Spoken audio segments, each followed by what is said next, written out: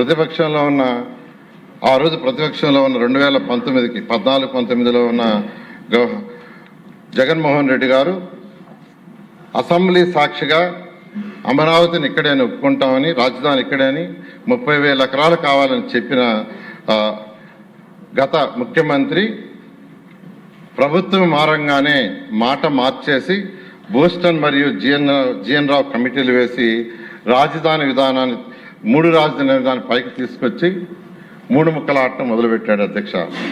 అత్యంత దుర్మార్గంగా ఏపీసీఆర్డీ చట్టాన్ని రిపేల్ చేశారు, ప్రజావేదికను కూల్చేశారు, రైతులను పెట్టడానికి ఇబ్బందులు పెట్టారు, మహిళలను చూడకుండా లాఠీ నిర్మాణాలు చేయకుండా అడ్డుపడ్డారు. పైగా మాట మార్చి సీఎం ఎక్కడ కూర్చుంటే అక్కడే రాజధాని పగల్బాలు పలికారు. ఈ విధంగా రోజుకొక్కొక్క మాట చెప్తూ ప్రజల్ని భయభ్రాంతులు చేసి అమరావతి రాజధాని మొత్తాన్ని నిర్మాణం చేశారు అధ్యక్ష. అయితే అధ్యక్ష, ఎన్డీఏ ప్రభుత్వం వచ్చే ముందు గౌరవనీయ ముఖ్యమంత్రి గారు చాలా క్లియర్గా ప్రభుత్వం రాగానే రాజధానిని అమరావతిలో నిర్మిస్తానని చెప్పటం, అయితే 2024లో ప్రభుత్వం రాగానే గౌరవనీయ ముఖ్యమంత్రి గారు వెంటనే రాజధాని నిర్మాణించని ఆదేశించడం జరిగింది అధ్యక్ష. అయితే గత ప్రభుత్వం చేసిన అనేక అవకతవకలు, దుర్మార్గాల వల్ల 2014-19లో వెంటనే రాజధాని కట్టడానికి అనేక సమస్యలు ఎదురైంది అధ్యక్ష.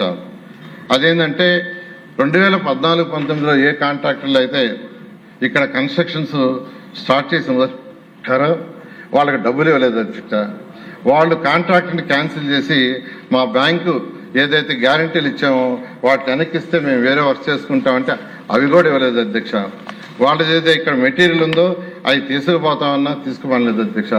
ఎంత మెటీరియల్గా దొంగతనం జరిగినా చూసి చూడనట్టు వదిలేస్తూ ఇలా అనేక ఇబ్బందులు చేస్తే వాళ్ళందరూ ఈ ప్రభుత్వం వచ్చిన తర్వాత మా సమస్యలను ఫస్ట్ మీరు డిస్కస్ చేసి మాకు ఇబ్బందులు చేసి మీరు మళ్ళా టెండర్లు పిలవమంటే కమిటీలు వేసి, టెక్నికల్ కమిటీలు వేసి వాళ్ళ సమస్యలన్నింటినీ అనేక దఫాలు డిస్కస్ చేసి మళ్ళీ ఎవరు కూడా కోర్టులకు వాటికి పోకుండా అథారిటీలో పెట్టి మళ్ళీ క్యాబినెట్లో పెట్టి సొల్యూషన్ చేసి అధ్యక్ష, అది అయిన తర్వాత మళ్ళీ యాక్చువల్గా టెండర్లకి ముందుకు పోవడం జరిగింది అధ్యక్ష.